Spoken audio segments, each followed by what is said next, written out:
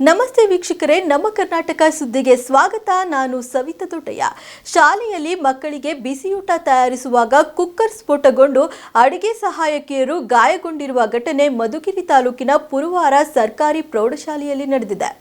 ಮಧುಗಿರಿ ತಾಲೂಕಿನ ಪುರವಾರ ಸರ್ಕಾರಿ ಪ್ರೌಢಶಾಲೆಯಲ್ಲಿ ಮಕ್ಕಳಿಗೆ ಬಿಸಿಯೂಟ ತಯಾರಿಸುವಾಗ ಕುಕ್ಕರ್ ಸ್ಫೋಟಗೊಂಡು ಅಡುಗೆ ಸಹಾಯಕಿ ಉಮಾದೇವಿಗೆ ಗಂಭೀರ ಗಾಯಗಳಾಗಿವೆ. ಜಯಮ್ಮ ಎಂಬುವವರಿಗೆ ಸಣ್ಣಪುಟ್ಟ ಗಾಯವಾಗಿದೆ. ಗಂಭೀರವಾಗಿ ಗಾಯಗೊಂಡ ಅಡುಗೆ ಸಹಾಯಕಿಗೆ ಮಧುಗಿರಿ ಖಾಸಗಿ ಆಸ್ಪತ್ರೆಯಲ್ಲಿ ಚಿಕಿತ್ಸೆ ನೀಡಲಾಗುತ್ತಿದ್ದು, ಸುಮಾರು 30ರಷ್ಟು ದೇಹಕ್ಕೆ ಗಾಯಗಳಾಗಿವೆ.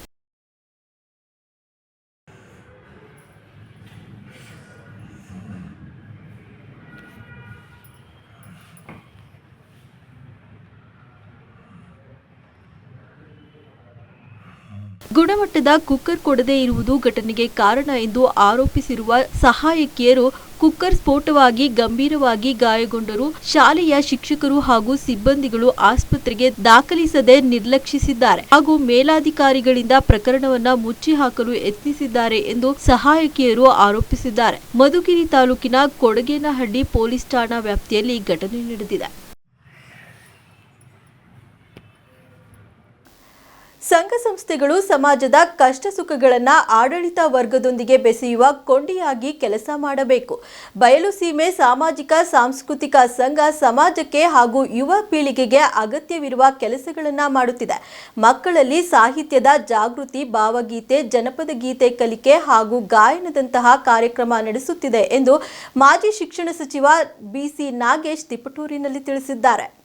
ತಿಪಟೂರು ನಗರದ ಶ್ರೀ ಶಾರದಾ ಗ್ರಾಫಿಕ್ಸ್ನ ಸಂಘದ ಕಾರ್ಯಾಲಯದ ಆವರಣದಲ್ಲಿ ಬಯಲು ಸೀಮೆ ಸಾಮಾಜಿಕ ಸಾಂಸ್ಕೃತಿಕ ಸಂಘದ 24ನೇ ವರ್ಷದ ಸಂಸ್ಥಾಪನಾ ದಿನವನ್ನ ಅದ್ದೂರಿಯಾಗಿ ಆಚರಿಸಲಾಯಿತು. ಮಾಜಿ ಶಿಕ್ಷಣ ಸಚಿವ ಬಿಸಿ ನಾಗೇಶ್ ಜ್ಯೋತಿ ಬೆಳಗುವ ಮೂಲಕ ಕಾರ್ಯಕ್ರಮಕ್ಕೆ ಚಾಲನೆ ನೀಡಿದರು. ಕಾರ್ಯಕ್ರಮವನ್ನು ಉದ್ಘಾಟಿಸಿ ಮಾತನಾಡಿದ ಮಾಜಿ ಶಿಕ್ಷಣ ಸಚಿವ ಬಿಸಿ ನಾಗೇಶ್, ಸಮಾಜದ ಬೆಳವಣಿಗೆಗೆ ಅಗತ್ಯವಾದ ಹಲವಾರು ರಚನಾತ್ಮಕ ಕಾರ್ಯಕ್ರಮಗಳನ್ನು ಹಮ್ಮಿಕೊಳ್ಳುವ ಮೂಲಕ ಉತ್ತಮ ಕೆಲಸ ಮಾಡುವುದು ಅತಿ ಮುಖ್ಯ. ಮೊಬೈಲ್ ಮೋಹಕ್ಕೆ ಬಿದ್ದು ಯುವ ಪೀಳಿಗೆ ಸಾಮಾಜಿಕ ವ್ಯವಸ್ಥೆಯಿಂದ ದೂರ ಉಳಿದಿರುವ ಕಾಲದಲ್ಲಿ ಬಯಲು ಸೀಮೆ ಸಾಮಾಜಿಕ ಸಾಂಸ್ಕೃತಿಕ ಸಂಘ ಸಮಾಜಕ್ಕೆ ಹಾಗೂ ಯುವ ಪೀಳಿಗೆಗೆ ಅಗತ್ಯವಿರುವ ಕೆಲಸವನ್ನು ಮಾಡುತ್ತಿದೆ. ಸಾಹಿತಿಗಳು, ಕವಿಗಳು ಹಾಗೂ ಸಮಾಜದ ಸಾಧಕರನ್ನು ಕಾರ್ಯಕ್ರಮಗಳಿಗೆ ಆಹ್ವಾನಿಸಿ ಅವರಿಂದ ಸ್ಫೂರ್ತಿದಾಯಕ ಸಂದೇಶವನ್ನ ಯುವ ಪೀಳಿಗೆಗೆ ನೀಡುವ ಕೆಲಸ ಮಾಡುತ್ತಿರುವುದು ಶ್ಲಾಘನೀಯ ಎಂದರು. ತಾಲೂಕು ಪಂಚಾಯಿತಿ ಕಾರ್ಯನಿರ್ವಹಣಾಧಿಕಾರಿ ಸುದರ್ಶನ್ ಮಾತನಾಡಿ, ಸಾಂಸ್ಕೃತಿಕವಾಗಿ ಕೆಲಸ ನಿರ್ವಹಿಸುವ ಜೊತೆಗೆ ಸಾಮಾಜಿಕವಾಗಿಯೂ ತೊಡಗಿಸಿಕೊಂಡಿರುವ ಸಂಘ ಕೋವಿಡ್ ಸಮಯದಲ್ಲಿ ಸಂಕಷ್ಟದಲ್ಲಿರುವ ಜನರಿಗೆ ನೆರವು ನೀಡುವ ಮೂಲಕ ಮಾನವೀಯ ಸೇವೆ ಮಾಡಿದೆ ಎಂದರು.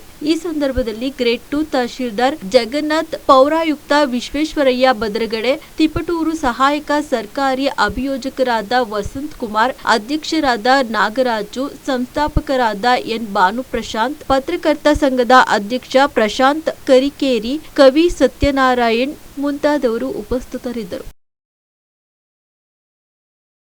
ಫೋನಿನ ಅಭ್ಯಾಸ ಆದಮೇಲೆ ಸಮಾಜದ ಮಧ್ಯೆ ಬರದೇ ಇರುವಂಥ ಕಾಲದಲ್ಲಿ ಮತ್ತೊಮ್ಮೆ ಯಂಗರ್ ಜನರೇಷನ್ನ ಸಮಾಜದ ಮಧ್ಯೆ ಬೆರೆಸಿ, ಸಮಾಜದ ಜೊತೆಗೆ ಸೇರಿಸಿ, ಸಮಾಜದ ಕಷ್ಟ ಸುಖಗಳನ್ನ ಅವರು ಅರ್ಥ ಮಾಡ್ಕೊಳ್ಳುವಂಥ ಪ್ರಯತ್ನವನ್ನು ಮಾಡಿಸುವಂಥದ್ರಲ್ಲಿ ಸಂಘ ಯಶಸ್ಸಾಗಿದೆ.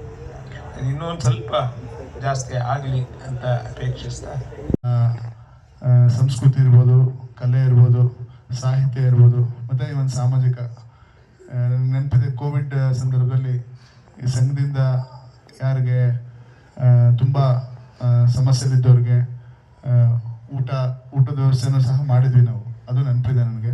ಸೊ ಎಲ್ಲ ಸ್ಪೀರಲ್ಲೂ ಸಹ ವರ್ಕ್ ಮಾಡ್ತಿದೆ. ಇದಿನ್ನೂ ಇದೇ ರೀತಿ ತುಂಬ ಚೆನ್ನಾಗಿ ನಡ್ಕೊಂಡು ಹೋಗಲಿ. ಇದು 24 ದಿನದ 50 ವರ್ಷ ಆಗಲಿ. ಅದಕ್ಕಿಂತ ಅನ್ಸುತ್ತೆ ಎಷ್ಟೆಲ್ಲ ನಾವು ಕಳ್ಕೊತಾ ಇದೀವಿ ನಮ್ಮ ಮಾತೃಭಾಷೆ. ಅಟ್ಲೀಸ್ಟ್ ಒಂದು ಸಂಘ ಒಂದು ಮುಂದೆ ಬಂದ್ಬಿಟ್ಟು ಅದನ್ನ ಎಲ್ಲ ಒಟ್ಟಾಗಿ ಸೇರಿಸ್ಬಿಟ್ಟು ಒಂದು ಕೊಡುವಂಥ ಕೆಲಸ ನಡೀತಾ ಇದೆ. ಇಂಥ ಕೆಲಸ ಮಾಡ್ಬೇಕಂತ ಹೇಳಿದ್ರೆ ಎಲ್ಲರಿಂದನೂ ಇದು ಆಗೋದಿಲ್ಲ. ಯಾಕಂದರೆ ಎಲ್ಲರೂ ಅವ್ರವ್ರ ಕೆಲಸದಲ್ಲಿ ಅವ್ರವರು ಒಂದೊಂದು ಇದರಲ್ಲಿ ಬ್ಯುಸಿಯಾಗಿರ್ತಾರೆ. ಬಟ್ ಒಂದು ಸಂಘ ಅಂತ ಇರೋದ್ರಿಂದ ಇದು ಕಟ್ಕೊಂಡು ಈ ಥರ ಬೆಳೆಸ್ಕೊಂಡು ಬರ್ತಾ ಇದ್ದೀರಾ. ಸೊ ಕೆಲವೊಂದು ಅಂಶಗಳು ರೇಣುಕಯ್ಯನವರು ಹೇಳಿದ್ರು, ಅದೆಲ್ಲ ಖಂಡಿತವಾಗಿ ಅಬ್ಸರ್ವ್ ಮಾಡುವಂಥ ಒಂದು ವಿಷಯಗಳದೆಲ್ಲ ತಿಪ್ಪೂರಿಗೆ ಸಂಬಂಧಪಟ್ಟಂಗಿದೆ, ಅದನ್ನು ಬೆಳೆಸ್ಕೊಂಡು ಬಂದಿದ್ದಾರೆ. ಅದೇ ಸಂಘ 24 ವರ್ಷ ಆಗಿದೆ. ಇನ್ನು ಮುಂದೆ ನೆಕ್ಸ್ಟ್ 25 ವರ್ಷ ಒಂದು ಮೈಲ್ಗಲ್ ದಾಟುತ್ತೆ. ಅದೇ ಮೈಲ್ಗಲ್ ಒಂದು 50 ವರ್ಷ 100 ವರ್ಷ ಆಗಿ ತಿಪ್ಪೂರಿನ ಸಂಸ್ಕೃತಿಯನ್ನು ಸಾಹಿತ್ಯವಾಗಿ ಅದು ಸಾಂಸ್ಕೃತಿಕವಾಗಿ ಆಗಲಿ ಯಾವುದೆಲ್ಲದನ್ನು ಬೆಳೆಸ್ತಾ ತಿಪ್ಟೂರಿನ ಈ ಗರಿಮೆಯನ್ನು ಇನ್ನೂ ಹೆಚ್ಚಿಗೆ ಬೆಳೆಸಿ ಅಂತ ಹೇಳ್ತಾ ತಮ್ಮೆಲ್ಲ ಗೊತ್ತಿಲ್ಲ. ಇಂತಹ ವ್ಯವಸ್ಥೆಯನ್ನ ನಾವಿವತ್ತ ಸಮಾಜದಲ್ಲಿ ನೋಡ್ತಾ ಇದ್ದೀವಿ. ದುಡ್ಡಿಗೆ ಯಾರಿಗೂ ಕೂಡ ಚಿಂತೆ ಇಲ್ಲ, ಆದರೆ ಬದುಕು ಯಾರಲ್ಲೂ ಕೂಡ ಅರ್ಥಪೂರ್ಣಕವಾಗಿ ಬದುಕ್ತಾ ಇರ್ಲಕ್ಕಂಥದ್ದನ್ನ ನಾವು ನೋಡ್ತಾ ಇದ್ದೀವಿ. ಇಂತಹ ವಿಷಯಗಳನ್ನ ಸಾಮಾಜಿಕವಾಗಿ ನಾವು ಹೇಗೆ ಕಾರ್ಯಕ್ರಮಗಳನ್ನು ರೂಪಿಸಬೇಕು ಅಂತಕ್ಕಂಥದ್ದನ್ನ ಇವತ್ತ ನಮ್ಮ ಈ ಬಯಲುಸೀಮೆ ಏನೊಂದು ಸಂಘ ಇವತ್ತು ನಿರ್ವಹಿಸಬೇಕು ಅಂತ ಕಾರ್ಯ ಮಾಡ್ತಾ ಇದೆ. ಇದು ಇನ್ನು ಮುಂದಿನ ದಿನಗಳಲ್ಲಿ ಹೆಚ್ಚು ರೀತಿಯಲ್ಲಿ ಮಾಡಬೇಕು.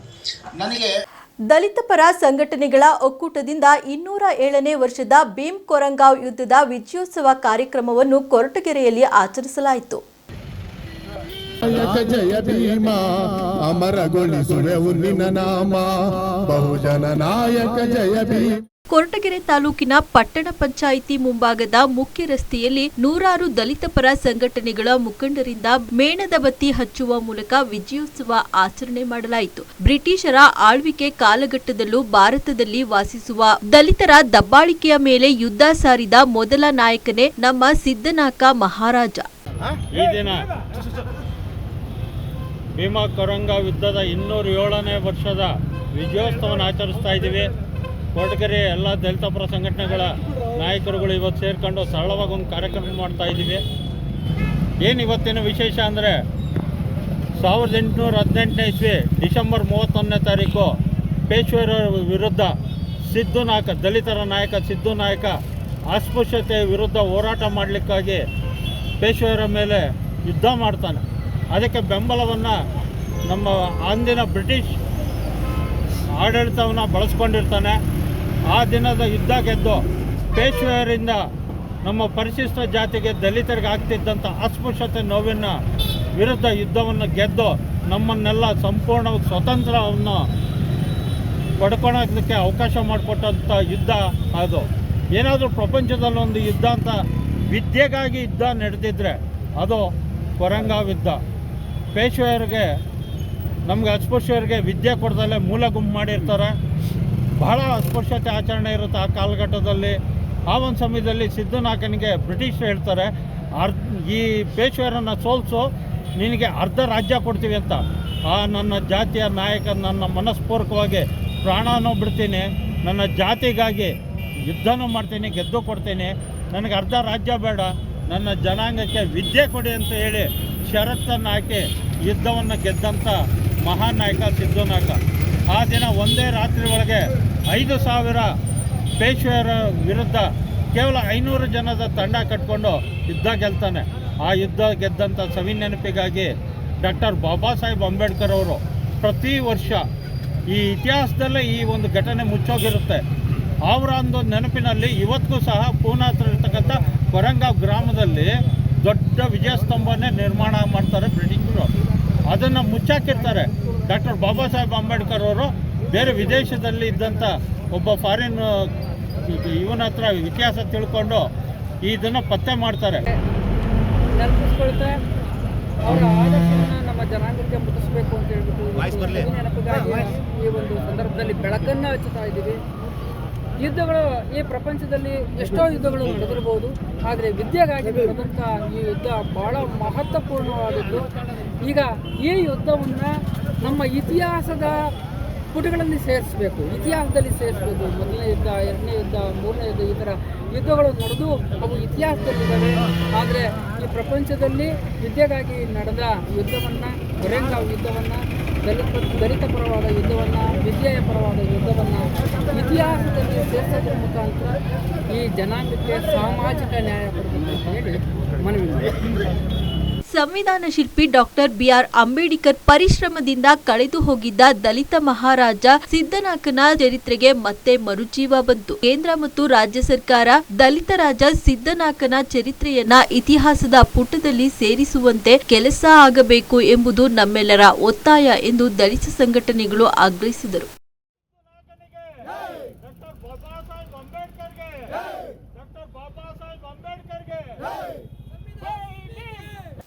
ಬೆಂಗಳೂರಿನ ನಮ್ಮ ಮೆಟ್ರೋ ರೈಲಿನಲ್ಲಿ ಯುವತಿಯರ ಅಂಗಾಂಗ ವಿಡಿಯೋ ಹಾಗೂ ಫೋಟೋ ತೆಗೆಯುತ್ತಿದ್ದ ಕಾಮುಕನನ್ನ ಮೆಟ್ರೋ ನಿಲ್ದಾಣದ ಸೆಕ್ಯೂರಿಟಿ ಗಾರ್ಡ್ಗಳು ಹಿಡಿದು ಪೊಲೀಸರಿಗೆ ಒಪ್ಪಿಸಿದ ಘಟನೆ ಜಯನಗರದಲ್ಲಿ ನಡೆದಿದೆ. ಅಲ್ಲದೆ ಆರೋಪಿಗೆ ಬಿಎಂಆರ್ಸಿಎಲ್ 5,000 ದಂಡ ವಿಧಿಸಿದೆ. ವಶಕ್ಕೆ ಪಡೆಯಲಾದ ಆರೋಪಿಯನ್ನ ಮಹೇಶ್ ಎಂದು ಗುರುತಿಸಲಾಗಿದೆ. ಆರೋಪಿ ಮೆಟ್ರೋದಲ್ಲಿ ಪ್ರಯಾಣ ಮಾಡುವ ಮಹಿಳೆಯರ ಖಾಸಗಿ ಅಂಗಾಂಗಗಳ ಫೋಟೋ ಹಾಗೂ ವಿಡಿಯೋ ತೆಗೆಯುತ್ತಿದ್ದ. ಆರೋಪಿಯ ಮೊಬೈಲ್ನಲ್ಲಿ ಸುಮಾರು 50 ಯುವತಿಯರ ಫೋಟೋ ವಿಡಿಯೋಗಳು ಪತ್ತೆಯಾಗಿವೆ. ಡಿಸೆಂಬರ್ 25ರಂದು ಬೆಳಗ್ಗೆ 9 ಗಂಟೆಗೆ ಯುವತಿಯೊಬ್ಬಳು ಮೆಜೆಸ್ಟಿಕ್ನಿಂದ ಜೆಪಿ ನಗರ ಮೆಟ್ರೋ ಸ್ಟೇಷನ್ಗೆ ಹೋಗುತ್ತಿದ್ದಳು. ಈ ವೇಳೆ ಯುವತಿಯ ಖಾಸಗಿ ಅಂಗಾಂಗಗಳ ವಿಡಿಯೋ ತೆಗೆಯುತ್ತಿದ್ದುದನ್ನು ಗಮನಿಸಿ ಆತನಿಗೆ ಹೊಡೆದಿದ್ದಾಳೆ. ಈ ವೇಳೆ ನೈಟ್ ಡ್ಯೂಟಿ ಮುಗಿಸಿ ಮನೆಗೆ ಹೋಗ್ತಿದ್ದ ಇಬ್ಬರು ಸೆಕ್ಯೂರಿಟಿಗಳು ಯುವತಿಯ ಸಹಾಯಕ್ಕೆ ಧಾವಿಸಿದ್ದಾರೆ. ಈ ವೇಳೆ ಮಹೇಶನ ಕೃತ್ಯ ಬೆಳಕಿಗೆ ಬಂದಿದೆ.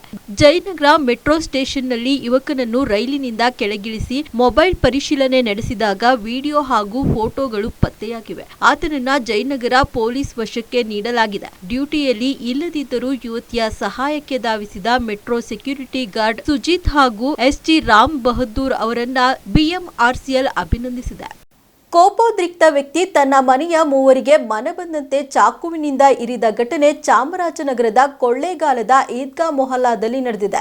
ಚಾಕು ಇರಿತಕ್ಕೊಳಗಾದ 26 ವರ್ಷದ ಐಮಾನ್ ಬಾನು ಸ್ಥಳದಲ್ಲೇ ಮೃತಪಟ್ಟರೆ 60 ವರ್ಷದ ಸೈಯದ್ 25 ವರ್ಷದ ತಸ್ಲಿಂ ತಾಜ್ ಗಂಭೀರವಾಗಿ ಗಾಯಗೊಂಡು ಸಿಮ್ಸ್ ಆಸ್ಪತ್ರೆಯಲ್ಲಿ ಚಿಕಿತ್ಸೆ ಪಡೆಯುತ್ತಿದ್ದಾರೆ. ಜ್ವರ ಬಂದಿದ್ದ ಮಗುವಿಗೆ ಸೌತೆಕಾಯಿ ತಿನ್ನಿಸಬೇಡ ಎಂದಿದ್ದೇ ಕಲಹಕ್ಕೆ ಕಾರಣ. ಇದರಿಂದ ಕೋಪಗೊಂಡ ವ್ಯಕ್ತಿ ಎಲ್ಲರಿಗೂ ಚಾಕುವಿನಿಂದ ಇರಿದಿರುವುದಾಗಿ ಪೊಲೀಸರ ಪ್ರಾಥಮಿಕ ತನಿಖೆಯಿಂದ ತಿಳಿದು ಬಂದಿದೆ. ಚಾಕು ಇರಿದ ಫರ್ಮಾನ್ ಎಂಬಾತನನ್ನ ಪೊಲೀಸರು ಬಂಧಿಸಿದ್ದಾರೆ. ಫರ್ಮಾನ್ ತನ್ನ ಅಣ್ಣನ ಮಗಳಿಗೆ ಸೌತೆಕಾಯಿ ತಿನ್ನಿಸುತ್ತಿದ್ದಾಗ ಸಹೋದರಿ ಐಮಾನ್ ಬಾನು ಜ್ವರ ಬಂದಿರುವ ಮಗುವಿಗೆ ಸೌತೆಕಾಯಿ ಏಕೆ ತಿನ್ನಿಸುತ್ತಿದೀಯಾ ಎಂದು ಪ್ರಶ್ನಿಸಿದ್ದಾರೆ.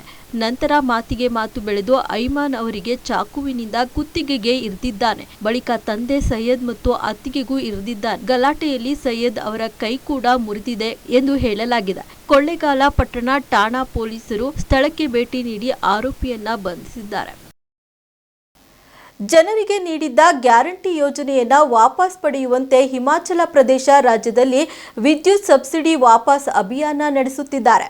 ಹಿಮಾಚಲ ಪ್ರದೇಶ ರಾಜ್ಯದಲ್ಲಿ ವಿದ್ಯುತ್ ಸಬ್ಸಿಡಿ ವಾಪಸ್ ಅಭಿಯಾನ ಶುರುವಾಗಿದೆ. ಗ್ಯಾರಂಟಿ ನೀಡಿದ್ದ ಹಿನ್ನೆಲೆ ಸರ್ಕಾರ ಆರ್ಥಿಕ ಸಂಕಷ್ಟಕ್ಕೆ ಸಿಲುಕಿದೆ. ಹೀಗಾಗಿ ರಾಜ್ಯದಲ್ಲಿ ವಿದ್ಯುತ್ ಸಬ್ಸಿಡಿ ವಾಪಸ್ ಅಭಿಯಾನ ಶುರುವಾಗಿದೆ. ಮುಖ್ಯಮಂತ್ರಿ ಸುಖೇಂದರ್ ಸಿಂಗ್ ಮಾತನಾಡಿ, ಆರ್ಥಿಕ ಸಂಕಷ್ಟದಲ್ಲಿರುವುದರಿಂದ ರಾಜ್ಯದಲ್ಲಿ ಹಣ ಉಳಿಸುವ ಕ್ರಮಕ್ಕೆ ಸರ್ಕಾರ ಮುಂದಾಗಿದ್ದು ವಿದ್ಯುತ್ ಸಬ್ಸಿಡಿಯನ್ನ ತ್ಯಜಿಸುವಂತೆ ಜನರಿಗೆ ಮನವಿ ಮಾಡಿಕೊಂಡಿದ್ದಾರೆ.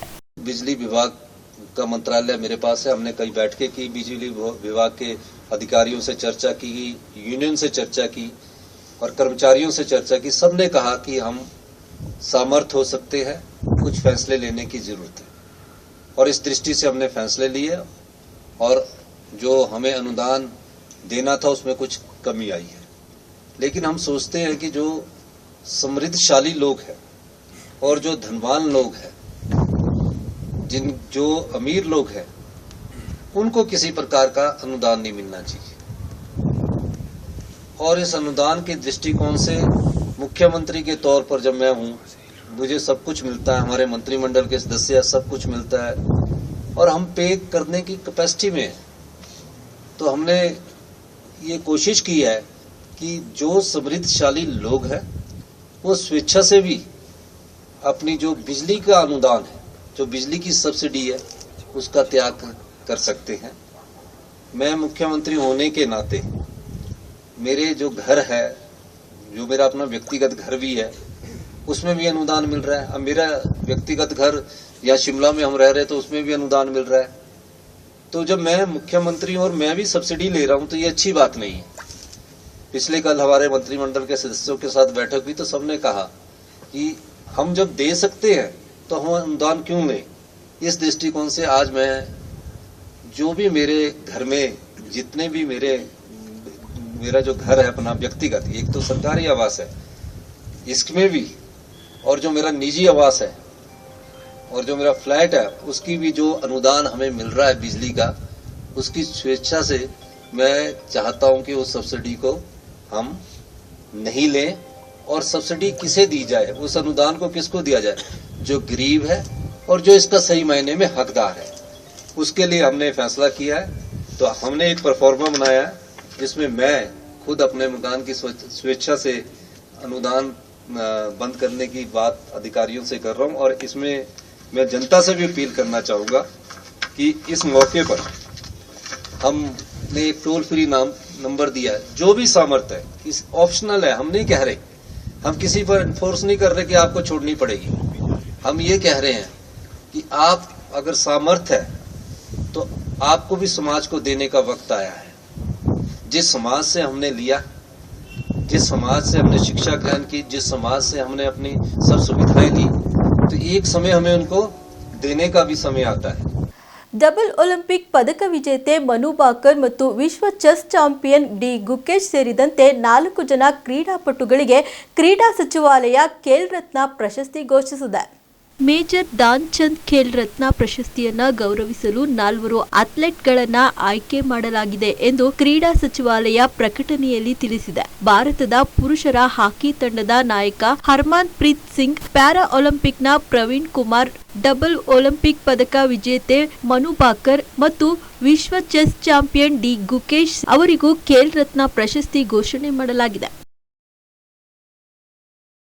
ಮದ್ಯಪಾನ ಸೇವನೆಗೆ ಹೆಂಡತಿಗೆ ಆಗಾಗ ಹಣ ನೀಡುವಂತೆ ಕಿರುಕುಳ ನೀಡುತ್ತಿದ್ದ ಗಂಡನನ್ನು ಪತ್ನಿಯೇ 2 ತುಂಡಾಗಿ ಕತ್ತರಿಸಿ ಭೀಕರವಾಗಿ ಕೊಲೆ ಮಾಡಿರುವ ದಾರುಣ ಘಟನೆ ಬೆಳಗಾವಿ ಜಿಲ್ಲೆಯಲ್ಲಿ ತಡವಾಗಿ ಬೆಳಕಿಗೆ ಬಂದಿದೆ.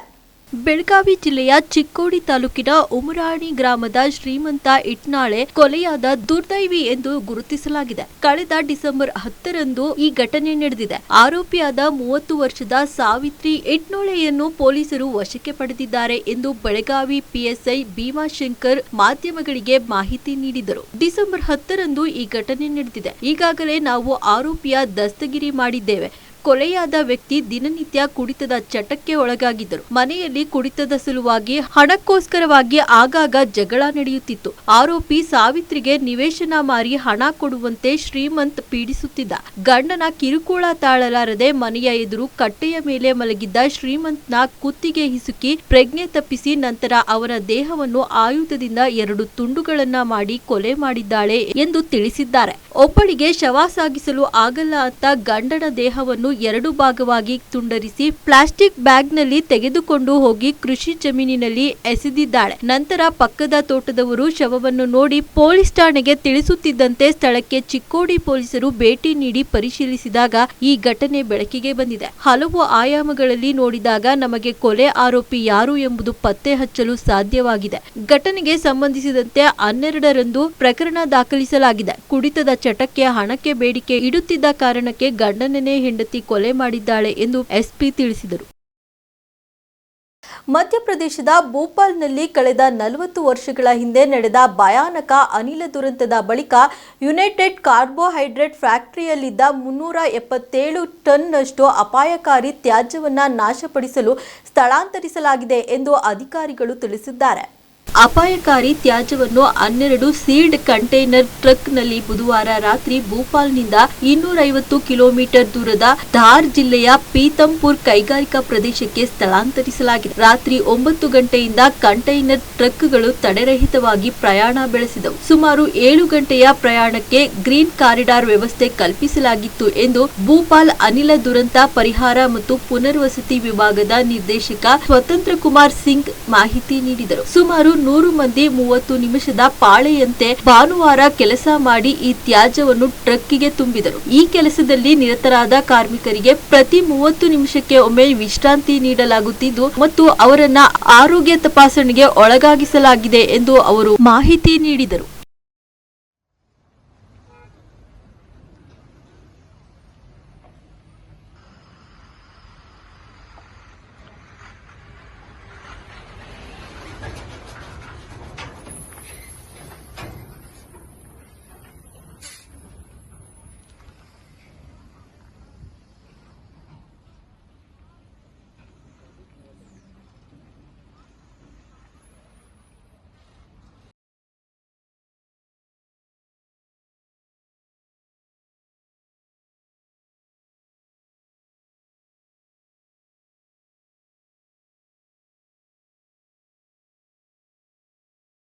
देखिए, ये जो यूनियन कार्बाइड परिसर में 337 मेट्रिक टन का जो टॉक्सिक वेस्ट पड़ा हुआ है, उसके संबंध में 3/12/2024 को हाईकोर्ट जबलपुर के ऑर्डर के तारतम्य में ही आज की डेट में कार्रवाई वहां पे चल रही है।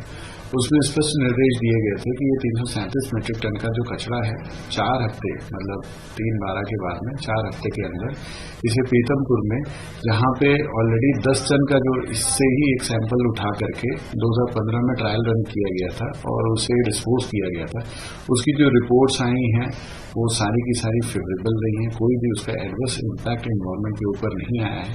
उसी के तारतम्य में ही हाईकोर्ट जबलपुर का आदेश था कि रेस्ट ऑफ द जितना 337 मेट्रिक टन का कचरा वहां पे साइट में पड़ा हुआ है टॉक्सिक वेस्ट का, उसको वहां से प्रॉपर पैकिंग करके सेंट्रल पॉल्यूशन कंट्रोल बोर्ड और Madhya Pradesh pollution control board के अधिकारियों के सुपरविजन में प्रॉपर सेफ्टी गाइडलाइन का फॉलो करते हुए इसका जो निष्पादन है वो पीतमपुर में रैंकी के जो इन्वायरमेंट की जो उनकी फैक्ट्री की फैसिलिटी है जहाँ पे इंसिनरेशन की जो कार्रवाइयाँ होती हैं टॉक्सिक और हैज़ार्डस वेस्ट की, तो वहाँ पे संपादित करने का आदेश प्राप्त हुआ है। इस संबंध में मैं बताना चाहूंगा कि यूनियन कार्बाइड परिसर में ऑलरेडी हमारी टीम के ऑफिशियल और उनके हैंडलर्स हैं जो स्पेशली पीपी किट पहन करके और पूरी तैयारी के साथ में उसकी पैकिंग की कार्रवाई चल रही है। प्रॉपर सिक्योरिटी प्रोटोकॉल का भी फॉलो किया जा रहा है ताकि किसी भी तरीके से व्यवधान न उत्पन्न हो सके। अंदर में हमारे सारे सीपीसीबी और Madhya Pradesh pollution control board के भी अधिकारी हैं जिनके सुपरविजन में पैकिंग के बाद में जो स्टैकिंग की और लोडिंग की कार्रवाई, फाइनली जो कंटेनर को सील करना, एयर टाइट करना ताकि ट्रांसपोर्ट के दौरान किसी भी तरीके से एनवायरमेंट में उस टॉक्सिक वेस्ट का टच नहीं आ जाना, ये सारी चीजें भी सुनिश्चित की जा रही हैं। ಇಷ್ಟಿತ್ತು ಈ ಹೊತ್ತಿನ ಸುದ್ದಿ ಮತ್ತು ಮನೋರಂಜನೆಗಾಗಿ ನೋಡ್ತಾ ಇರಿ ನಮ್ಮ ಕರ್ನಾಟಕ ಟಿವಿ, ಇದು ಕನ್ನಡಿಗರ ಭರವಸೆ.